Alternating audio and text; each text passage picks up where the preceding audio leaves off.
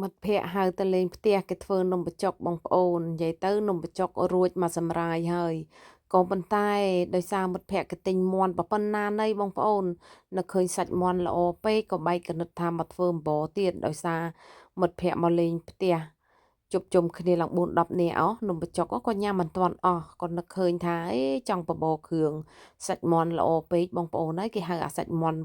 ប្រភេទសាច់មាន់ពោតរបស់គេហ្នឹងសាច់ឡើងលឿងផងខ្លាញ់លឿងផងមានឯណាឃើញអញ្ចឹងក៏នឹកឃើញបែកកណិតចង់មកអំបរគ្រឿងមេឃត្រជាក់ទៀតហ៎បងប្អូនអាគេនោះគេញ៉ាំនំបញ្ចុកហើយអីហើយហ្នឹង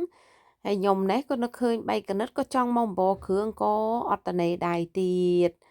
តាមពិតណាមកលេងផ្ទះត្រូវម្ចាស់ផ្ទះធ្វើនេះធ្វើនោះអញ្ចឹងទៅក៏ប៉ុន្តែណាស់តែខ្ញុំហ្នឹងឃើញសាច់មាន់ល្អពេកបែកកណិតមែនណាឲ្យម្ចាស់ផ្ទះទៅទិញគ្រឿង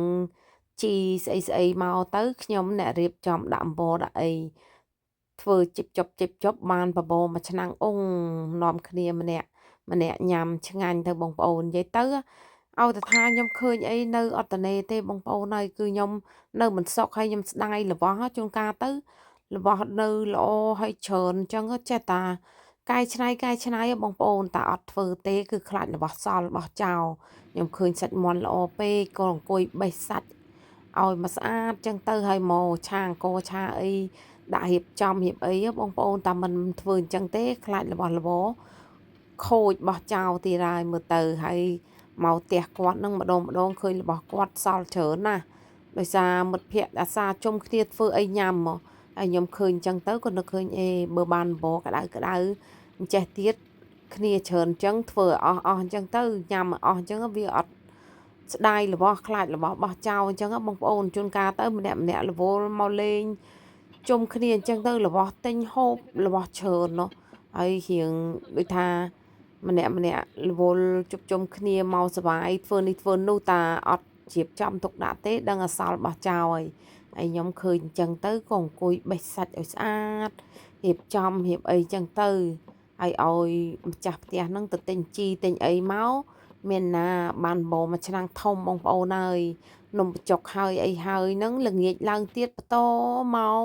បបរគ្រឿងទៀតអញ្ចឹងបានថាលមាស់ដៃណាស់ខ្ញុំគឺនៅអត់សុខទេ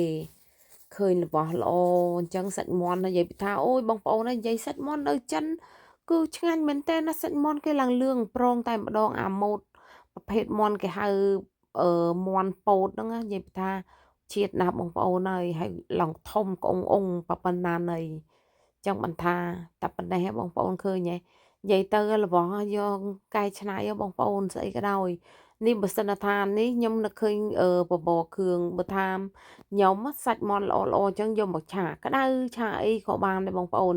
យើងកែច្នៃណាកុំឲ្យរបស់វាសល់របស់ចោលស្ដាយបងប្អូនសិតតលុយទិញ